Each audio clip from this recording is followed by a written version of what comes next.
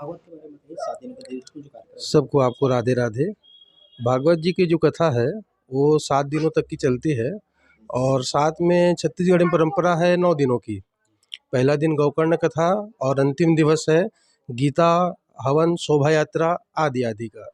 भागवत में जो मेन कथा है, यदि आप ऐसे देखे जाए तो लोग केवल किस्सा कहानी सुनने आते हैं।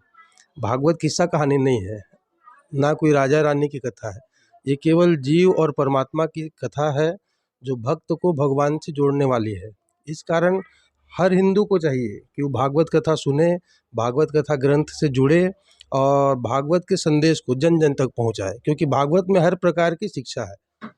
पिता पुत्र को लेकर, भाई बहन को लेकर के, माता पिता को लेकर के, अपना घर परिवार कैसा हो, समाज कैसा हो, क्योंकि घर अच्छा होगा तो समाज अच्छा होगा, समाज अच्छा होगा आपका मोहल्ला अच्छा होगा, मोहल्ला अच्छा हुआ तो आपका नगर, फिर राज्य, फिर देश।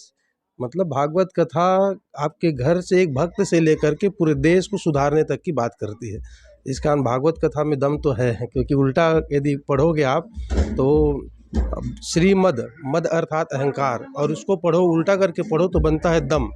तो अहंकार को भी दूर करती है भागवत कथा और सबको जोड़ना सिखाती है, अलग अलग करना नहीं सिखाती है। ये ग्रंथ ऐसा है जो संसार को एकजुट, वसुदेव कुटुंबकम की जो भावना है उसको लेकर चलने वाली है। ना यहाँ कोई छोटा है, ना यहाँ कोई बड़ा है, सबको जोड़ने वाली ग्रंथ है। और ऐसी सुंदर कथा है भगवान जी की।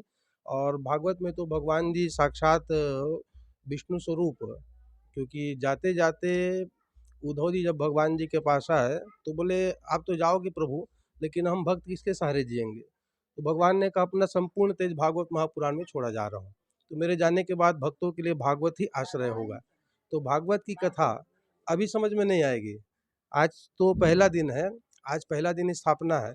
जब अंतिम दिन होगा तो पहला दिन का अनुभव और अंतिम दिन का अनुभव जो यहाँ भक्त बैठकर सुनते हैं, आप खुद उनसे पूछिएगा, क्योंकि पहले दिन तो हंसी खुशी सब प्रसन्नचित होकर के मन लगाकर कथा सुनते हैं, और जब भागवत की विदाई होती है तो आंखों से आंसू की धारा बह जाती है। तो कथा में ये दम है जो सबको जोड़ना सिखाती है, तोड़ना नहीं सिखाती है।